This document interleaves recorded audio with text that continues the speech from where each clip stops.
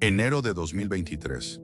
El sonido ensordecedor de los telares, que alguna vez fue el latido de Medellín, se apagó para siempre. 5 empleados, los últimos fantasmas de un imperio de 16 años, recibieron sus cartas de terminación en un silencio doloroso. La gran fábrica había muerto.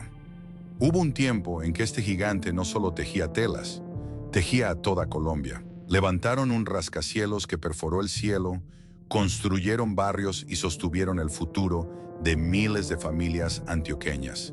Era un titán intocable, pero ese orgullo inquebrantable se deshilachó con brutalidad. Las inmensas naves industriales terminaron desmanteladas, sus tierras loteadas para cubrir deudas asfixiantes. Lo tuvieron absolutamente todo y quedaron en la nada. ¿Cómo colapsa la textilera más imponente de América Latina, respaldada por los magnates más poderosos del país? No fue solo la avalancha del contrabando, ni los hilos asiáticos. Fue una ceguera corporativa fatal frente al reloj del mundo. Medellín, Antioquia. El derrumbe de un símbolo. Para entender la magnitud de la tragedia, primero hay que viajar en el tiempo. Retrocedamos a un Medellín que ya no existe. Es el año 1907. El Valle de Aburrá no es la jungla vibrante de asfalto y ladrillo que conocemos hoy. Es un paisaje pintoresco, un enclave aislado entre montañas imponentes de la cordillera de los Andes, donde el aroma a café, el canto de los pájaros y el eco de los cascos de las mulas dominan la cotidianidad. En esta Colombia de principios del siglo XX, la idea de la industrialización a gran escala era casi un cuento de ficción. La riqueza de Antioquia provenía de la tierra noble, de la minería del oro en las riberas de los ríos y de las extensas fincas cafeteras. Las telas finas, los hilos resistentes, la ropa elegante, todo llegaba en barco desde la lejana Europa, tras cruzar el océano Atlántico y subir por las difíciles aguas del río Magdalena, en un viaje agotador que tomaba meses enteros. En medio de esta geografía desafiante y de una mentalidad profundamente agraria, un hombre se atrevió a desafiar la lógica de su tiempo. Su nombre era Alejandro Echavarría Izaza. Don Alejandro no era un soñador ingenuo, era un visionario obstinado, un comerciante con un instinto afilado que entendió una verdad fundamental. Ninguna región podría prosperar realmente, ni ser verdaderamente independiente, si dependía exclusivamente de importar hasta la última prenda que vestían sus habitantes. Él observaba el agua abundante de las quebradas antioqueñas y no veía solo un recurso natural, veía la fuerza motriz necesaria para mover engranajes. Y en las manos trabajadoras y callosas de los campesinos locales, veía el potencial para operar maquinaria compleja. El 22 de octubre de 1907, esa visión audaz tomó forma legal y física. Con un capital inicial de exactamente 1.000 pesos oro, una cifra que hoy parece simbólica, pero que entonces representaba una apuesta de altísimo riesgo, Alejandro Echavarría fundó oficialmente la Compañía Colombiana de Tejidos. Con el tiempo, esa amalgama de palabras se acortaría para que el mundo entero la conociera bajo un acrónimo legendario, casi mitológico en la región: Coltejer. Pero firmar un acta de constitución en papel era la parte fácil del emprendimiento. La verdadera odisea, el desafío brutal, fue materializar esa industria. La infraestructura de Colombia en esa época era dolorosamente precaria. Traer tecnología extranjera a Medellín significaba transportar cajas de madera pesadísimas a lomo de mula. Las recuas debían atravesar trochas lodosas, cruzar ríos caudalosos y escalar montañas escarpadas bajo el mando de recios arrieros. Era un esfuerzo titánico, una batalla del hombre y la bestia contra la topografía. Y sin embargo, tras meses de sudor y frustración, las piezas llegaron a su destino. El primer inventario físico de Coltejer suena hoy casi a una broma inocente frente al monstruo en el que se convertiría en las décadas siguientes. Pero en aquel momento representaba un milagro de la ingeniería moderna en medio de los Andes. 10 telares, solo 10 rudimentarias máquinas de tejer, instaladas con recelo en un pequeño galpón. Para darles vida y operarlas, don Alejandro contrató a apenas 12 trabajadores. Eran 12 pioneros solitarios, hombres y mujeres acostumbrados exclusivamente a los ritmos del sol y la lluvia en el campo, que de un día para otro tuvieron que aprender el idioma metálico de los engranajes. dominar las rápidas lanzaderas y entender la tensión exacta del hilo. La tensión en esos primeros meses era absoluta y palpable en el aire del galpón. Las élites locales, los grandes terratenientes adinerados de la región, miraban el experimento industrial de Echavarría con una mezcla de curiosidad, lástima y escepticismo. ¿Quién en su sano juicio invertía su patrimonio en pesadas e incomprensibles máquinas de hierro en un valle sin vías de comunicación decentes? ¿Qué pasaría si una sola pieza se partía y no había quien en cientos de kilómetros a la redonda supiera repararla? El riesgo de la bancarrota era una sombra que rondaba en cada jornada laboral. Un simple fallo mecánico, una mala remesa de algodón, y la incipiente compañía moriría antes de nacer. Sin embargo, contra todo pronóstico, el sonido rítmico de esos 10 telares comenzó a marcar un nuevo pulso cardíaco en la ciudad. El clac-clac constante de la madera y el metal chocando repetidamente se convirtió en la primera y más dulce banda sonora de la modernidad antioqueña. Cuando los primeros metros de tela de algodón crudo salieron de aquellas máquinas, ásperos pero reales, no solo se estaba produciendo tejido, se estaba gestando una revolución cultural. Los habitantes de Medellín vieron por primera vez que eran plenamente capaces de fabricar lo que antes debían rogar que les trajeran de tierras extranjeras. Esa tela rústica era el símbolo innegable de una independencia industrial incipiente. El atrevido sueño había sobrevivido a las montañas, al aislamiento y a la incredulidad general. Coltejer había dado sus primeros pasos con una firmeza sorprendente, demostrando que la semilla de la industria podía germinar en tierra cafetera. Pero la verdadera prueba de fuego, la que forjaría su alma paternalista y la catapultaría para convertirse en el coloso indiscutible de América Latina, estaba por llegar. Faltaba muy poco para que el mundo entrara en conflicto y el tejido de la historia cambiara para siempre. El estallido de la Segunda Guerra Mundial en 1939 sumió a Europa y al mundo en la oscuridad, pero para la naciente industria antioqueña, paradójicamente, representó un amanecer inigualable. Las rutas marítimas comerciales se congelaron. Los barcos que antes traían textiles ingleses y franceses a los puertos colombianos, ahora transportaban tropas y municiones. De la noche a la mañana, el país se encontró asilado, incapaz de importar las telas que necesitaba para vestir a su población. Lo que para muchos sectores fue una crisis de desabastecimiento, para Coltejer fue el viento perfecto para inflar sus velas. La pequeña fábrica de los 10 telares ya había crecido durante las primeras décadas del siglo, pero la coyuntura de la guerra la obligó a dar un salto monumental. La demanda interna se disparó a niveles inimaginables. Las máquinas no podían detenerse, operaban en 3 turnos, de día y de noche, creando un rugido constante que se volvió parte del paisaje sonoro de Medellín. La ciudad, que había sido una apacible villa rodeada de montañas, comenzó a transformarse aceleradamente en la capital industrial de Colombia, impulsada por los motores de humo y vapor de la compañía textil. Con este crecimiento frenético surgió un nuevo desafío. Los trabajadores que llegaban masivamente a las puertas de la fábrica eran, en su inmensa mayoría, campesinos desplazados de las zonas rurales de Antioquia. Llegaban con lo opuesto, sin educación formal, sin un lugar donde vivir y sin la más mínima noción de la disciplina que exigía una línea de producción. Para la familia Chavarría y posteriormente para los gerentes que tomaron el timón, quedó claro que no bastaba con pagar un salario. Si querían consolidar una fuerza laboral estable, leal y altamente productiva, tenían que construir algo mucho más grande que una fábrica. Tenían que construir una sociedad. Así nació en las décadas de los 40 y 50, lo que se conocería como la época dorada del paternalismo industrial antioqueño, y Coltejer fue su máximo exponente. La empresa adoptó una filosofía donde el patrón asumía el rol de un padre protector y proveedor absoluto.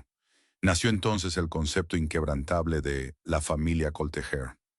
La compañía comenzó a edificar barrios enteros para sus obreros, cambiando para siempre el mapa urbano de Medellín.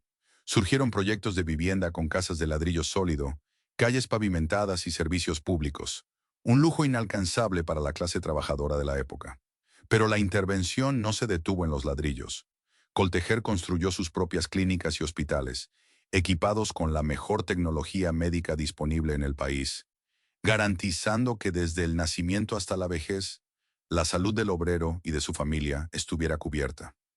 Edificaron colegios exclusivos para los hijos de los trabajadores, financiaron cooperativas de alimentos donde los precios eran subsidiados y fundaron inmensos clubes deportivos y recreativos.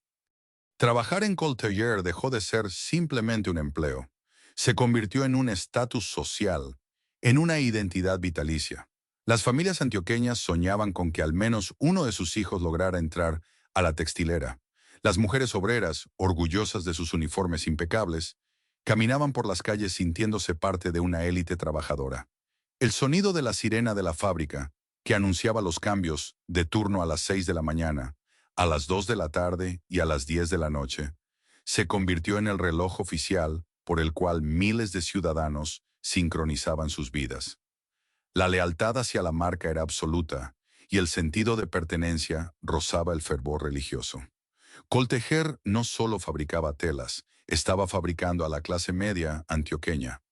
Sin embargo, detrás de esta hermosa postal de prosperidad comunitaria y progreso social, se estaba gestando una estructura increíblemente pesada. Al asumir la educación, la salud, la vivienda y la recreación de miles de familias, la compañía se había convertido en un mini-estado. Coltejer estaba asumiendo responsabilidades y costos fijos que en cualquier economía moderna de libre mercado le corresponderían al gobierno central. Mientras el mercado interno estuviera cerrado, mientras los colombianos solo pudieran comprar telas nacionales y los márgenes de ganancia fueran gigantescos, este ecosistema utópico podía sostenerse. La maquinaria tragaba algodón y escupía dinero suficiente para financiar hospitales y barrios. Pero en los libros contables, la empresa estaba amarrando su destino a un ancla de costos operativos colosal. Cada nuevo empleado no era solo un salario más, era una familia entera que la empresa debía subsidiar desde la cuna hasta la tumba. Nadie en ese momento de euforia y orgullo regional quiso ver el peligro. La ciudad estaba demasiado ocupada celebrando a su gigante benefactor. Coltejer se sentía invencible, inagotable, eterna. Estaban a punto de entrar a su etapa de mayor megalomanía, una era donde la ambición los llevaría literalmente a rasgar el cielo, ignorando que el peso de ese inmenso aparato social y operativo comenzaban a agrietar silenciosamente sus cimientos. Para comprender el cenit absoluto del poder industrial en Colombia, basta con mirar al cielo de Medellín. A finales de la década de 1960, la junta directiva de Coltejer tomó una decisión que iba mucho más allá de la simple expansión corporativa o la necesidad de nuevas oficinas. Querían erigir un monumento innegable a su propia grandeza. Querían demostrar al país y al continente que la industria antioqueña no tenía límites físicos ni económicos. Así, ordenaron la demolición del histórico Teatro Junín y del fastuoso Hotel Europa, ubicados en el corazón comercial de la ciudad, para levantar en su lugar un rascacielos que redefiniría para siempre la silueta del Valle de Aburrá. En 1972, tras años de compleja ingeniería, se inauguró oficialmente el edificio Coltejer. Con sus 175 metros de altura y 37 pisos, no solo se convirtió instantáneamente en el edificio más alto de Colombia, sino en una proeza arquitectónica sin precedentes en la región andina. Su diseño no era una casualidad caprichosa. La estructura, imponente, esbelta y afilada hacia la cúspide, emulaba perfectamente la forma de una lanzadera textil, o como popularmente la bautizó el pueblo antioqueño de inmediato, una gigantesca aguja apuntando al infinito. Esa aguja de concreto, acero y cristal no solo perforaba las nubes, era la materialización del inmenso ego corporativo de una empresa que creía, con absoluta certeza, haber conquistado el mundo. Y desde las lujosas oficinas de los altos ejecutivos en la cima del edificio, el imperio que se divisaba era verdaderamente abrumador. Es en este punto exacto de la historia donde las cifras operativas de Coltejer alcanzan su cumbre estadística, un récord brutal que jamás se volvería a repetir en la historia de la manufactura textil colombiana. En su momento de mayor esplendor, la empresa llegó a emplear directamente a más de 16,000 trabajadores, 16,000 almas operando al unísono, sosteniendo a un número incontable de familias que dependían exclusivamente de los salarios y los beneficios de la compañía. En las inmensas naves industriales distribuidas por la región, el arsenal mecánico era simplemente titánico. El músculo productivo estaba impulsado por más de 5.000 telares automáticos de última generación, máquinas pesadas que funcionaban en un ciclo incesante, devorando toneladas métricas de algodón crudo las 24 horas del día. La capacidad de Coltejer alcanzó niveles estratosféricos. Producían millones de metros de tela al mes, una cantidad suficiente para dar varias vueltas a la Tierra en cuestión de meses. Proveían los uniformes militares del Ejército Nacional, las sábanas blancas e impecables de todos los hospitales, los resistentes driles para los obreros de la construcción en todo el continente, y telas finas que se exportaban con orgullo a múltiples mercados internacionales. Desde la cima de aquella torre imponente, la directiva sentía que controlaba no solo el mercado textil de América Latina, sino el destino mismo de la nación. El sonido ensordecedor de esos 5.000 telares era el himno de victoria del capitalismo antioqueño. Sin embargo, toda estructura gigantesca, al alzarse hacia el sol, proyecta una sombra igualmente inmensa.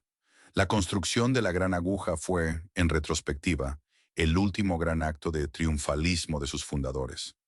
El panorama empresarial estaba a punto de sufrir un sismo sin precedentes. El año 1978 marcó un punto de inflexión irreversible en el ADN profundo de Coltejer. Hasta ese momento, la compañía había sido sinónimo absoluto del apellido Echavarría y de la burguesía tradicional antioqueña, operando bajo esa densa capa de paternalismo industrial. Pero la economía colombiana estaba mutando aceleradamente. El verdadero poder ya no residía únicamente en los fundadores de fábricas o en los linajes de sangre, sino en los fríos estrategas de las finanzas y las adquisiciones corporativas a gran escala. Fue entonces cuando irrumpió con fuerza titánica la figura de Carlos Ardila Lule, un ingeniero y empresario implacable, originario de Bucaramanga, que estaba construyendo uno de los conglomerados económicos más grandes del país, cimentado inicialmente en el imperio de las bebidas gaseosas y los ingenios azucareros.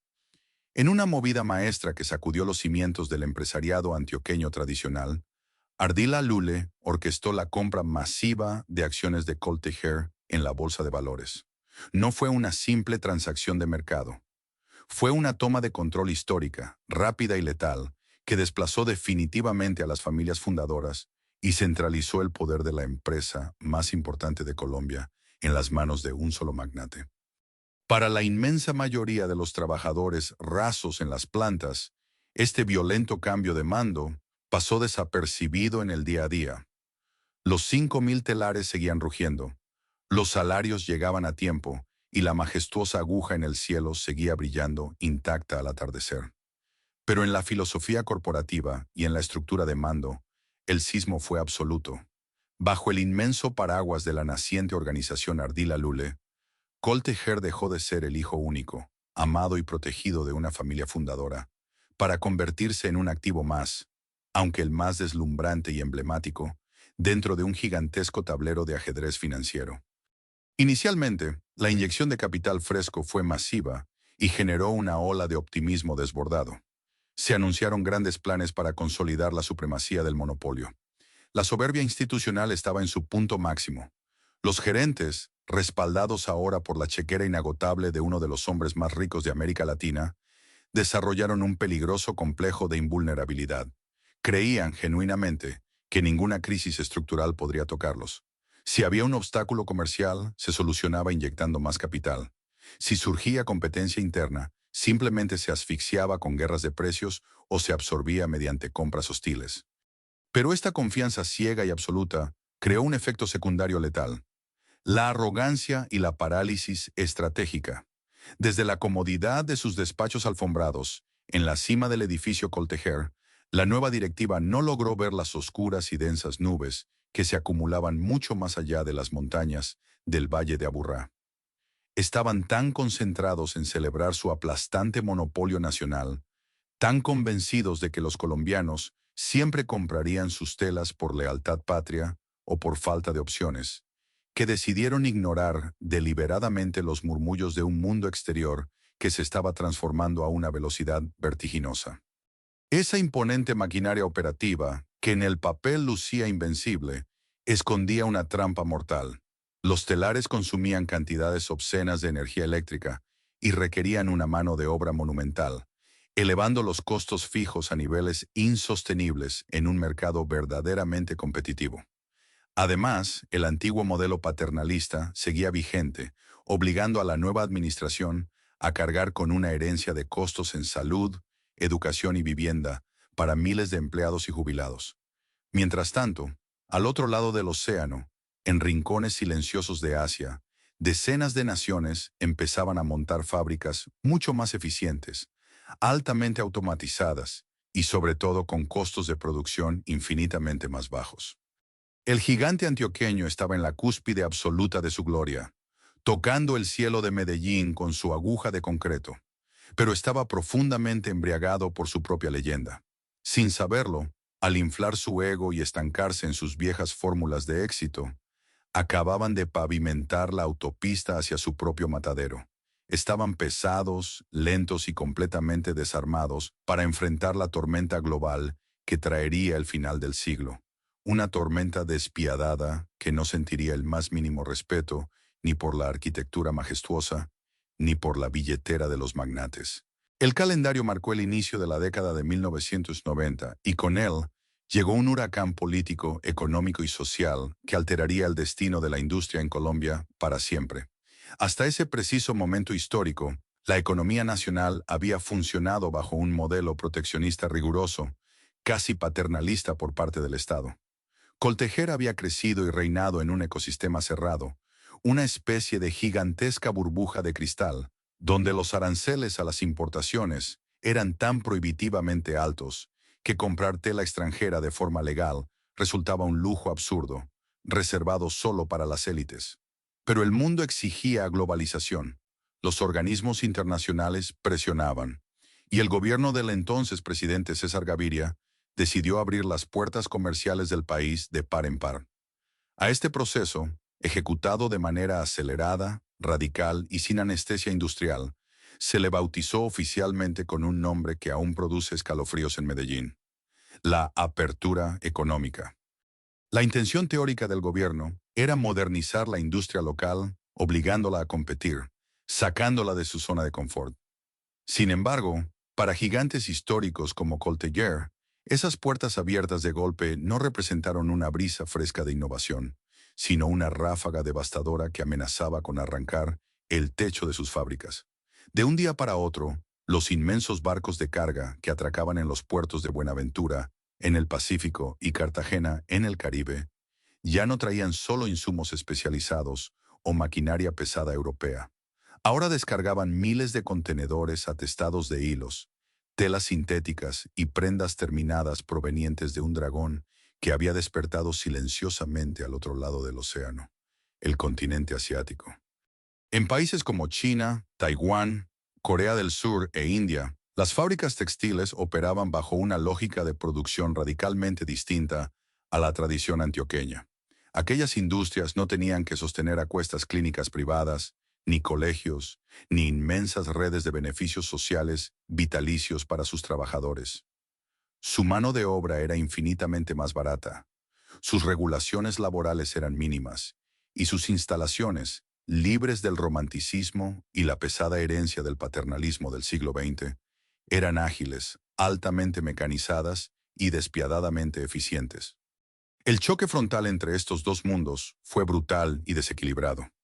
Mientras Coltejer seguía operando como un majestuoso acorazado de guerra, imponente, poderoso, pero dolorosamente lento para maniobrar en aguas turbulentas, la competencia asiática invadió el mercado nacional como un enjambre de lanchas rápidas.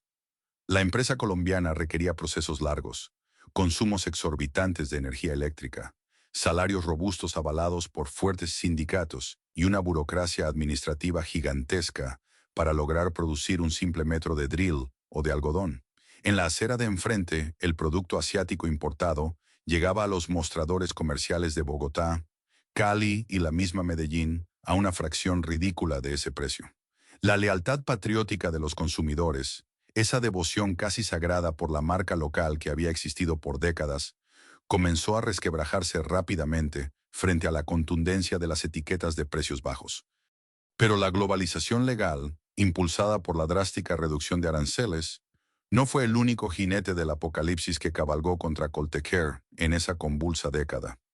Hubo un segundo enemigo, mucho más oscuro, escurridizo y letal, que envenenó las raíces mismas del comercio colombiano: el contrabando masivo y descarado. Durante los años 90, Colombia atravesaba los episodios más violentos y oscuros de su historia por cuenta del narcotráfico. En su afán por legalizar los miles de millones de dólares que ingresaban al país producto de la economía ilícita, los carteles descubrieron una lavandería financiera perfecta. El método era perversamente brillante. Compraban toneladas de mercancía textil barata en Asia con dólares en efectivo.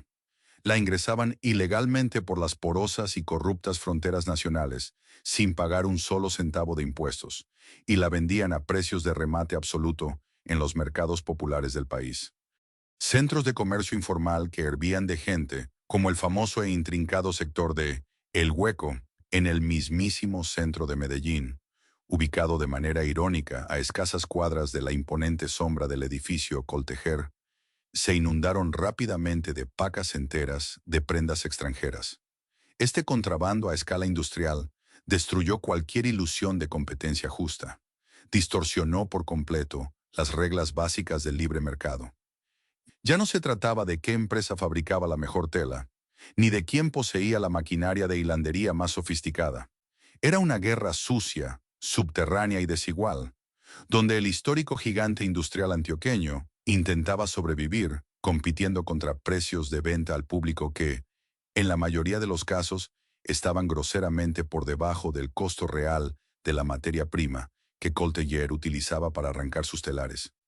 Matemáticamente, era una batalla que estaba perdida antes de que sonara la sirena del primer turno. Dentro de los silenciosos y alfombrados pasillos de la alta gerencia, el pánico comenzó a filtrarse gota a gota, reemplazando la arrogancia y la soberbia corporativa de las décadas pasadas. Los ejecutivos de cuello blanco, que durante años solo se habían preocupado por expandir la capacidad productiva y celebrar récords, ahora miraban con absoluto terror los reportes de inventarios que se apilaban mes a mes. Las bodegas de la empresa, antaño espacios de tránsito ágil y dinámico hacia un mercado interno siempre voraz, se convirtieron de repente en lúgubres cementerios industriales, atestados de gigantescos rollos de tela empolvados que nadie en el país estaba dispuesto a comprar. Fue en este punto crítico donde el inmenso tamaño de Coltejer se reveló no como una bendición, sino como su condena más letal. Su estructura mastodóntica, ese mini-estado benefactor que antes representaba su mayor motivo de orgullo, se transformó en un ancla de plomo amarrada al cuello de una empresa que se estaba ahogando.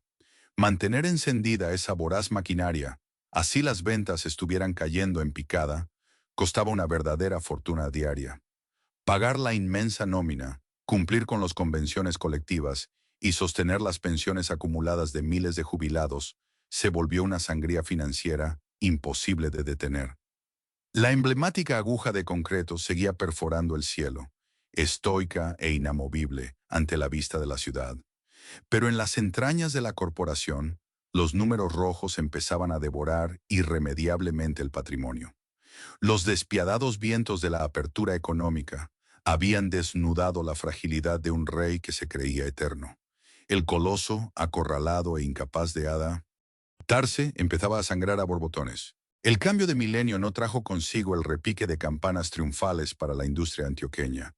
Trajo el sonido sordo y metálico de las alarmas financieras. A principios de la década de los años 2000, el aura de invencibilidad de Coltejer se había evaporado por completo.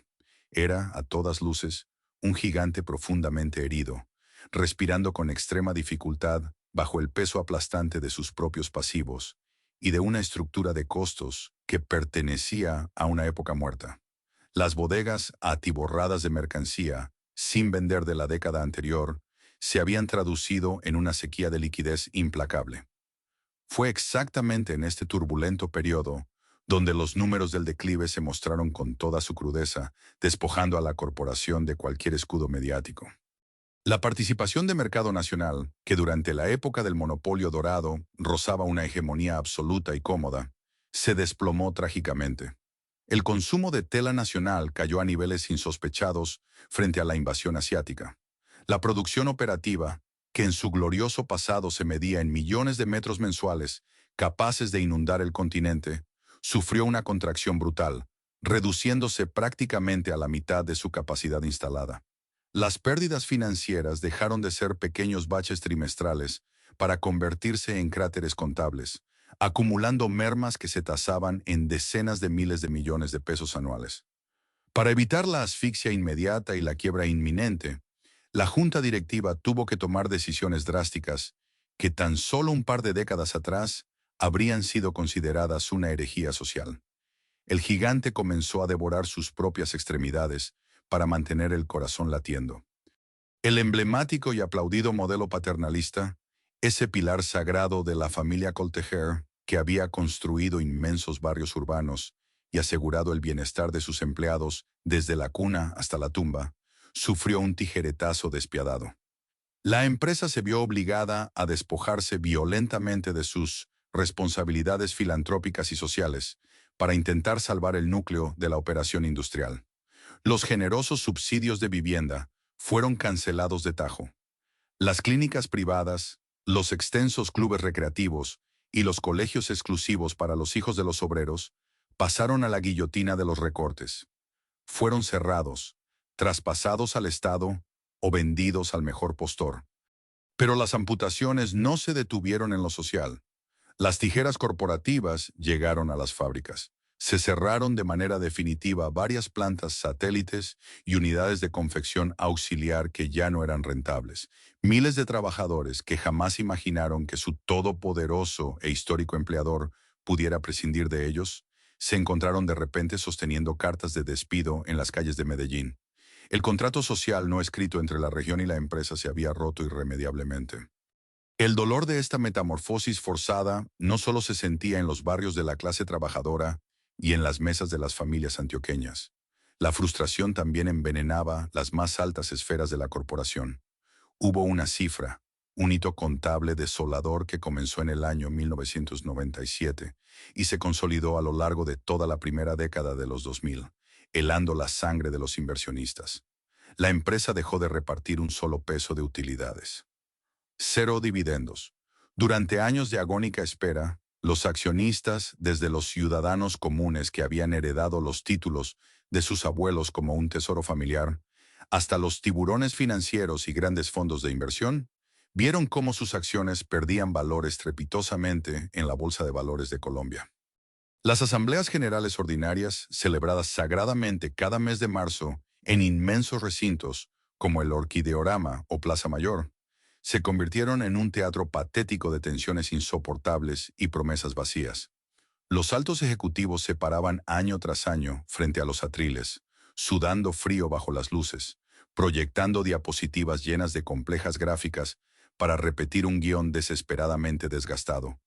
Prometían profundas reestructuraciones estratégicas, anunciaban severos planes de austeridad y eficiencia, y juraban a los cuatro vientos, con una convicción que cada vez sonaba más hueca e insultante, que el próximo año sí será el de la recuperación definitiva. Pero el próximo año llegaba, el calendario avanzaba y las cuentas bancarias de Coltejer seguían mostrando un rojo sangrante y profundo.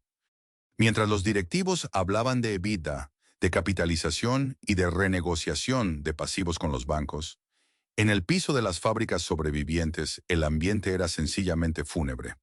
Los operarios que aún conservaban sus puestos trabajaban inmersos en una zozobra psicológica constante, temiendo que cada viernes pudiera ser el último. Eran hombres y mujeres que pertenecían a la segunda o tercera generación de empleados en sus linajes, hijos y nietos que habían crecido asumiendo el rugido de los telares como un sinónimo de seguridad absoluta. Ahora caminaban por naves industriales oscuras y semivacías, viendo cómo decenas de máquinas modernas, compradas en tiempos de absurda opulencia, eran apagadas en silencio, tapadas con lonas plásticas grises y, en muchos casos, canibalizadas cruelmente para extraerles repuestos y mantener vivas a las pocas líneas de producción que aún operaban. Las huelgas esporádicas estallaron. La tensión con los fuertes sindicatos que se resistían con uñas y dientes a perder las conquistas laborales adquiridas tras medio siglo de luchas, terminó por agrietar por completo la relación entre los patronos y los obreros. El gigante de Antioquia rabiaba, sangraba y tropezaba ciego, acorralado frente a un mercado global implacable que no sentía ninguna compasión por su historia. Las reservas se agotaban y la muerte clínica de la empresa parecía inminente. Necesitaban oxígeno externo de forma desesperada. Necesitaban un milagro financiero de proporciones bíblicas, o al menos a alguien del extranjero con los bolsillos lo suficientemente profundos como para inyectar una fortuna, comprar una deuda astronómica y venderles, una vez más, la frágil ilusión de la salvación. Corría el año 2008 y el certificado de defunción de la compañía parecía estar ya redactado, a falta únicamente de una firma oficial. La organización Ardila Lule, que décadas atrás había llegado con ínfulas de grandeza y chequeras inagotables, finalmente comprendió que no podía seguir inyectando capital en un pozo sin fondo. Mantener a Coltejer con respirador artificial amenazaba con arrastrar y desangrar a los otros negocios rentables del gigantesco conglomerado colombiano. La palabra liquidación, que durante un siglo entero había sido un tabú impronunciable y casi un sacrilegio en Medellín, empezó a circular abiertamente en los titulares de la prensa económica, en los gélidos pasillos gubernamentales y en los cafés donde los operarios jubilados se reunían a llorar la inminente pérdida de su amada empresa. Fue exactamente en este abismo de desesperación, cuando las luces de las naves industriales estaban a punto de apagarse para siempre, y los síndicos preparaban los inventarios finales para rematar el hierro viejo, que apareció en el horizonte un inesperado salvavidas internacional.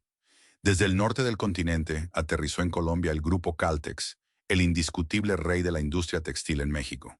Dirigido por la astuta y poderosa familia Calach, el consorcio mexicano vio en las ruinas del coloso antioqueño una oportunidad estratégica para expandir su imperio en Sudamérica, apostando a que su propio músculo comercial y su pericia técnica lograrían resucitar al enfermo terminal.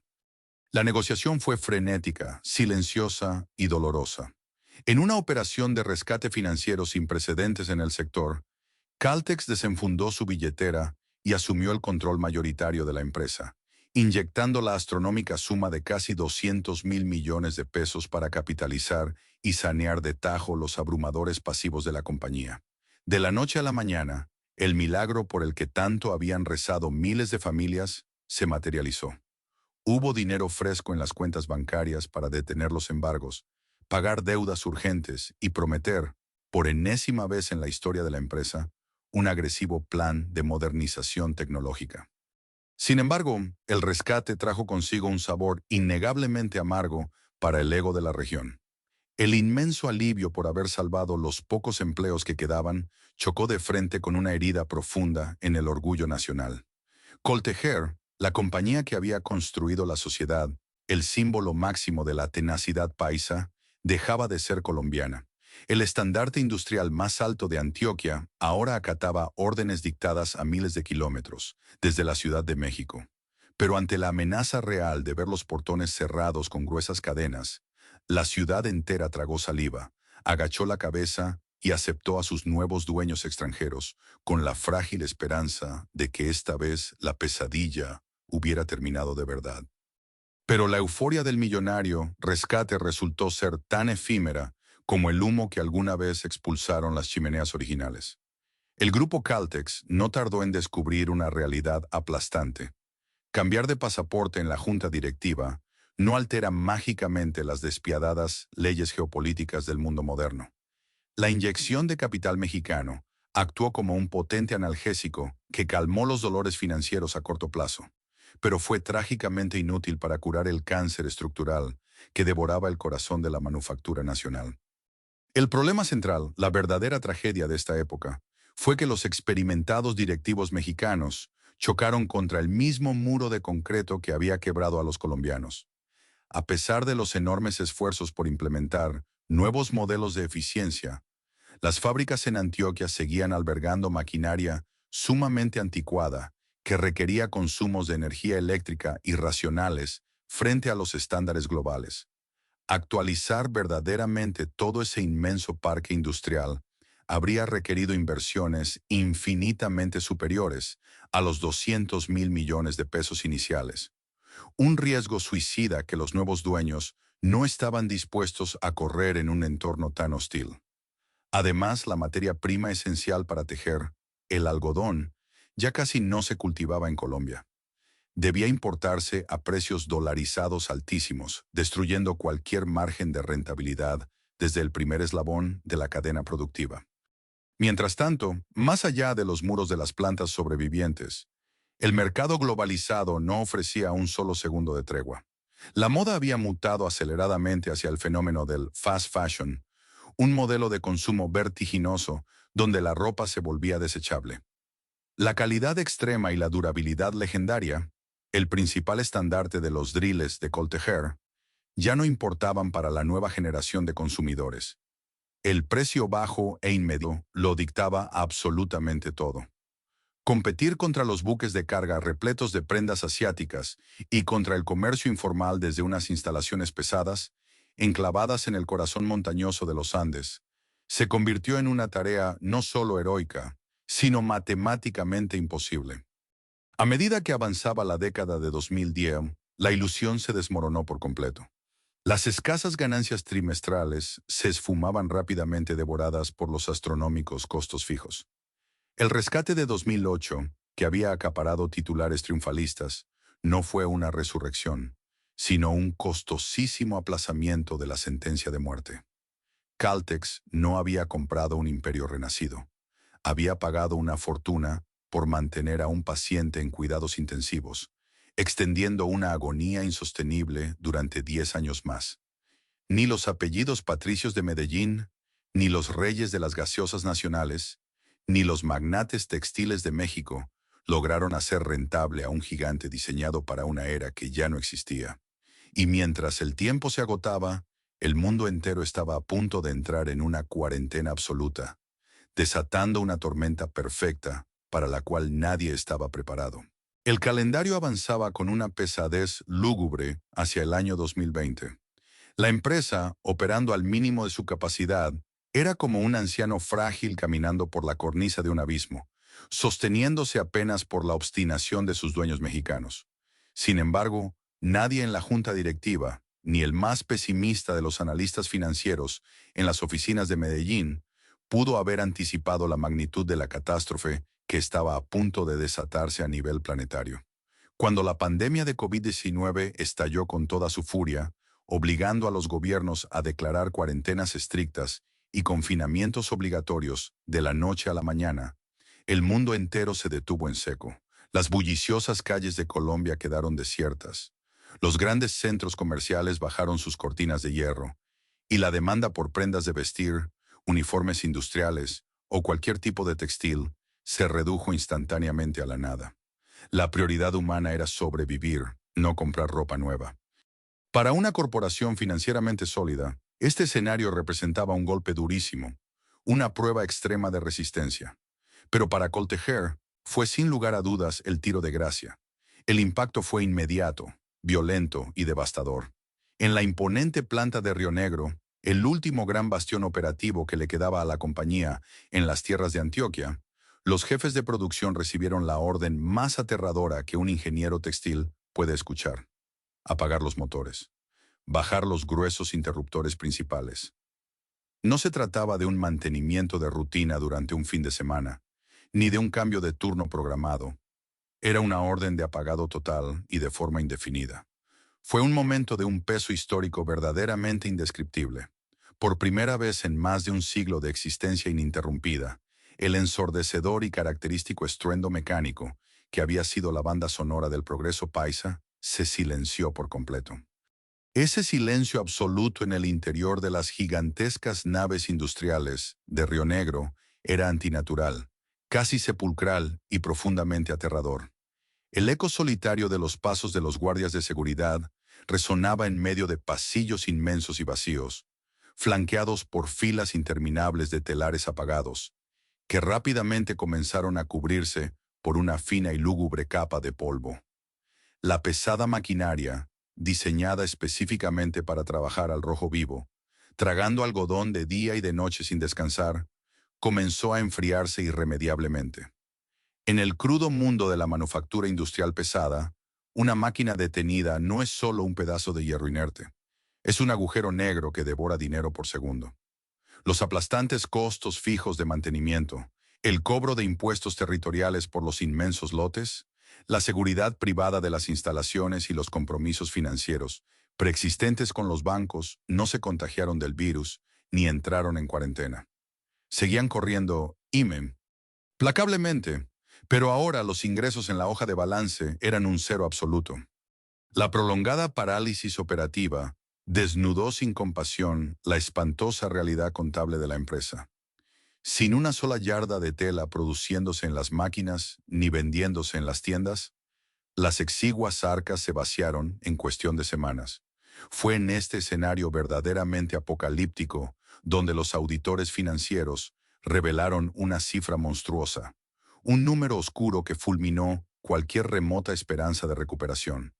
Las pérdidas acumuladas a lo largo de los años, exacerbadas ferozmente por el paro de la pandemia, superaban los asombrosos 676 mil millones de pesos. Este abismo financiero colosal, una cifra difícil de dimensionar para la mente humana, devoró por completo el patrimonio neto de la compañía. Técnicamente, matemáticamente y legalmente, Coltejer estaba quebrada. Ya no había trucos de magia en la bolsa de valores, ni maniobras contables que valieran, ni inyecciones de capital suficientes. El colapso estructural era total y absoluto. Acorralados contra la pared y sin una gota de liquidez para operar, los directivos tomaron la decisión más dolorosa, drástica y controversial de su historia reciente. Amparados bajo las figuras legales de fuerza mayor que permitía el gobierno durante la emergencia sanitaria, procedieron a la suspensión masiva e indefinida de los contratos de trabajo. Cientos de operarios, muchos de los cuales habían dedicado 30 o 40 años de su vida exclusivamente a domar los telares, fueron enviados a sus casas bajo un limbo jurídico profundamente aterrador. No estaban despedidos formalmente, por lo que no recibían liquidación, pero tampoco cobraban su salario mensual, ni los aportes vitales para su seguridad social y pensión. Era una agonía psicológica de proporciones insoportables. Familias enteras, en medio de la crisis de salud más grave del siglo, se encontraron súbitamente sin un peso de sustento, mirando sus teléfonos cada mañana, esperando una llamada milagrosa de reanudación de Oper. Acciones que, en el fondo de sus corazones, sabían muy bien que jamás llegaría. Mes tras mes, la situación se pudría lentamente. Los sindicatos que en décadas pasadas habían sido poderosos, ruidosos y enormemente combativos, ahora rogaban desesperadamente por respuestas ante los fríos tribunales judiciales y el Ministerio de Trabajo. Pero se enfrentaban a un muro de realidad innegable. No se le puede exigir dinero a una cuenta bancaria congelada y vacía. La corporación ya no tenía fondos ni siquiera para pagar los recibos de la luz de sus propias instalaciones abandonadas. Los pocos retazos de tela que quedaban pudriéndose en los inventarios, e incluso piezas de maquinaria que alguna vez costaron millones de dólares, comenzaron a ser embargados o rematados cruelmente a precio de chatarra para saldar deudas menores, pagar a abogados y cubrir gastos urgentes. La tormenta perfecta había destrozado por completo al gigante de los Andes. El implacable mercado global lo había debilitado lentamente a lo largo de los años. El contrabando asfixiante lo había desangrado. La arrogancia corporativa lo había cegado.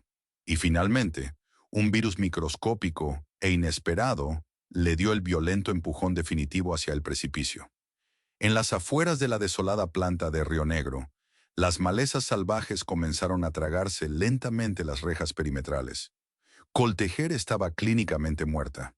Lo único que faltaba en este tétrico escenario era el trámite final, el más burocrático, doloroso y definitivo de todos: desconectar los últimos cables y notificar la defunción absoluta a los pocos fantasmas de carne y hueso que aún deambulaban por las ruinas de la textilera. Los años 2021 y 2022 transcurrieron en una neblina de dolorosa incertidumbre, un purgatorio burocrático que consumió la salud mental y emocional de los trabajadores sobrevivientes. La maquinaria ya no producía tela, pero la empresa seguía atrapada en un laberinto de litigios y desesperación.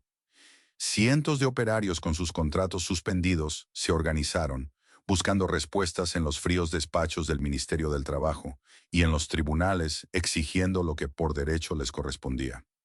Las aceras frente a las entradas cerradas de las plantas, en Itagüí y Río Negro, se convirtieron en el escenario de protestas desgarradoras.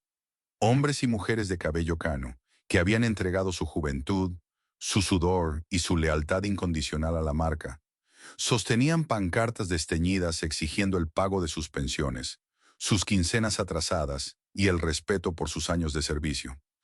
Pero las protestas, aunque cargadas de una profunda legitimidad moral, se estrellaban contra la inexpugnable barrera de la insolvencia. No había dinero, y la poca liquidez que la administración lograba conseguir provenía de un acto de canibalismo corporativo extremo, el desmantelamiento físico de su propio legado.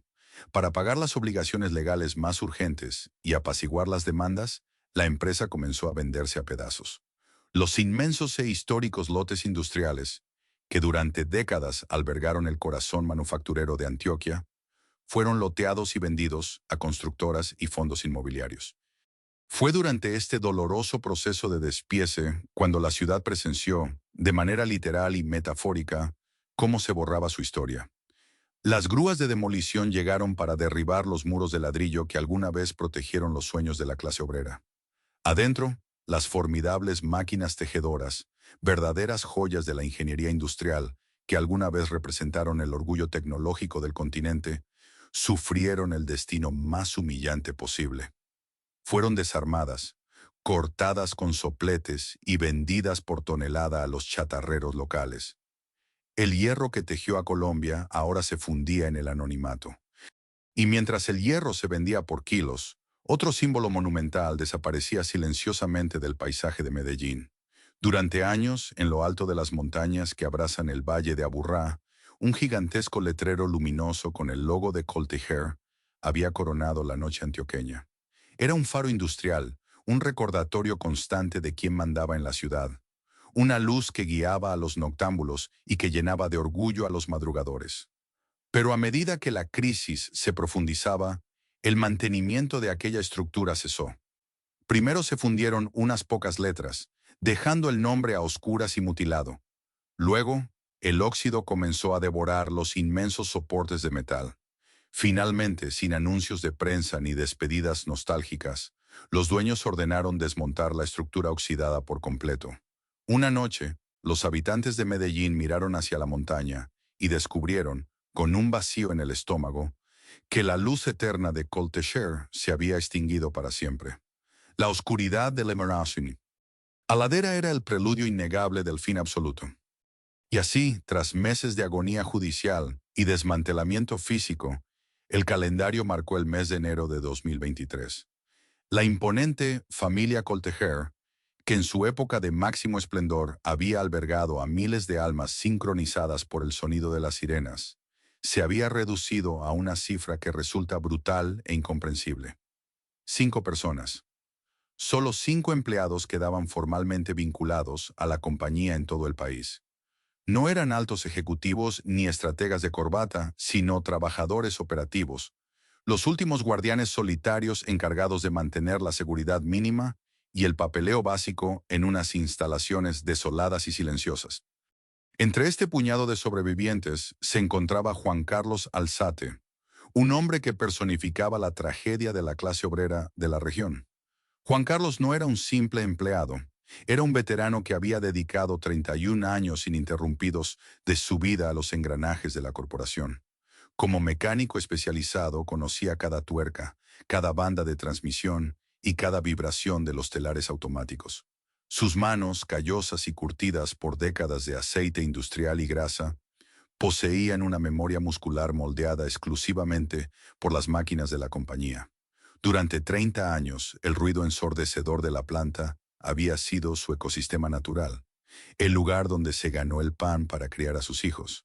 Ahora caminaba por los galpones vacíos, rodeado de un silencio tan profundo y sepulcral que le lastimaba los oídos. Ya no había motores que reparar, ni lanzaderas que ajustar. Su única tarea era esperar lo inevitable. La mañana en que se ejecutó la estocada final no tuvo nada de épico, ni de glorioso. No hubo un discurso solemne, ni una ceremonia de agradecimiento por el siglo de historia construido.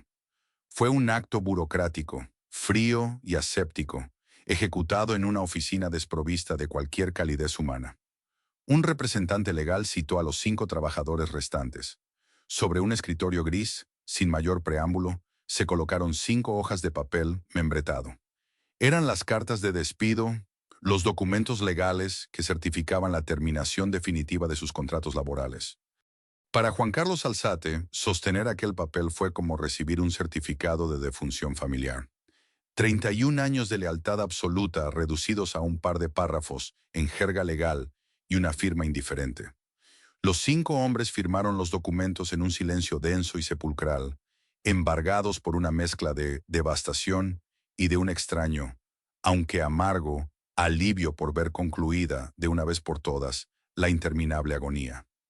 Recogieron sus pocas pertenencias personales, un vaso desportillado, una vieja chaqueta, alguna herramienta olvidada, y caminaron juntos por última vez hacia la salida principal de la fábrica. No miraron atrás, cruzaron la inmensa puerta metálica que alguna vez atravesaron diariamente miles de obreros jubilosos en los cambios de turno. Detrás de ellos, un guardia de seguridad privado colocó un grueso candado de hierro en los barrotes y lo cerró con un seco chasquido metálico. Ese crudo sonido, el golpe del metal contra el metal asegurando las puertas, fue el verdadero punto final.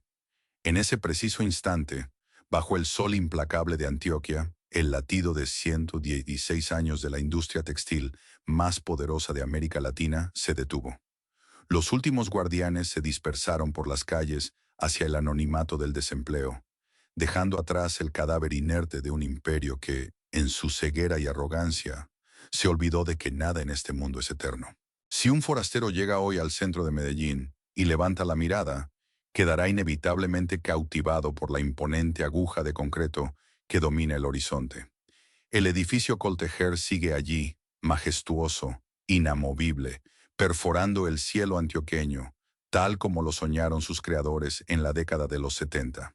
Sigue siendo la postal indiscutible de la ciudad, el punto de encuentro geográfico ineludible para los transeúntes y el símbolo arquitectónico que los locales presumen con un arraigado sentido de orgullo. Sin embargo, detrás de esa fachada monumental, de cristal y acero, se esconde una de las ironías más crueles y amargas de la historia industrial latinoamericana. Hoy en día, dentro de ese colosal rascacielos que ostenta su nombre en letras inmensas, no se teje un solo milímetro de tela. Los exclusivos pisos superiores, que alguna vez albergaron a los todopoderosos directivos de la textilera, dictando el rumbo económico del continente, ahora están arrendados a emisoras de radio local, sucursales bancarias, gigantescos centros de llamadas y corporaciones tecnológicas extranjeras que nada tienen que ver con el algodón. El gigante de concreto sobrevivió, pero su alma manufacturera fue completamente desahuciada. La famosa aguja es ahora un hermoso mausoleo vertical, un cenotafio que custodia el eco de una grandeza extinta. En el estricto plano legal y bursátil, el nombre de Coltejer no ha desaparecido de tajo, un detalle que resulta aún más doloroso para quienes conocieron su verdadera gloria operativa. La compañía sobrevive como una entidad espectral, una empresa zombie que respira artificialmente en los fríos registros de la Cámara de Comercio. Ya no contrata mecánicos, no enciende calderas de vapor, ni diseña colecciones de moda. Su único y sombrío propósito en la actualidad es la gestión inmobiliaria de las ruinas que dejó su propio colapso.